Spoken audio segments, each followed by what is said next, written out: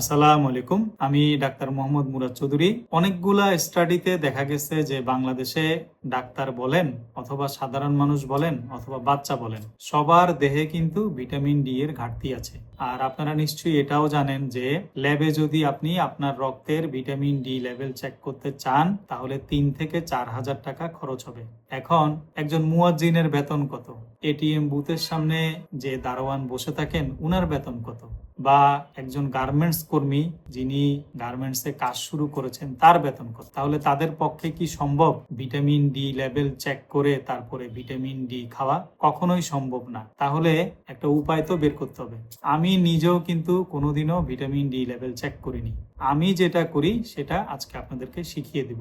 মাত্র 20 টাকায় আপনারা আপনাদের ভিটামিন ডির যে সমস্যা সেটার একটা কার্যকর সমাধান খুঁজে পাবেন। আমার হাতে একটা ক্যাপসুল দেখতে পাচ্ছেন, এটার নাম হচ্ছে ডি রাইজ।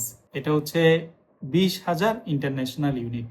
আমি যেটা করি, এই 20,000 ইন্টারন্যাশনাল ইউনিট ভিটামিন ডি আমি মাসের 15 তারিখে একবার খাই এবং মাসের 30 তারিখে একবার খাই। অর্থাৎ এক মাসে আমি 2 বার 20,000 ইন্টারন্যাশনাল ইউনিট ভিটামিন ডি খাই। একবার খাই 15 তারিখে আর একবার খাই 30 তারিখে। এর লজিক হচ্ছে যে ইউরোপিয়ান স্টাডি এবং আমাদের পার্শ্ববর্তী দেশ ইন্ডিয়ান স্টাডি, ওনারা দেখেছে যে একজন প্রাপ্তবয়স্ক মানুষের প্রতিদিন 800 ইন্টারন্যাশনাল ইউনিট থেকে 2,000 ইন্টারন্যাশনাল ইউনিট ভিটামিন ডি খাওয়া উচিত। তো আপনি যদি প্রতিদিন 1,000 ইন্টারন্যাশনাল ইউনিট খেতে চান তাহলে 30 দিনে আপনার লাগবে 30,000 ইন্টারন্যাশনাল ইউনিট। এখন প্রতিদিন ট্যাবলেট খাওয়া তো ঝামেলার, মনেও থাকে না। এই কারণে আমি যেটা করি, আমি মাসের 15 তারিখে 20,000 ইন্টারন্যাশনাল ইউনিট খাই আর মাসের 30 তারিখে 20,000 ইন্টারন্যাশনাল ইউনিট খাই। এবার বলি সবচেয়ে গুরুত্বপূর্ণ বিষয়।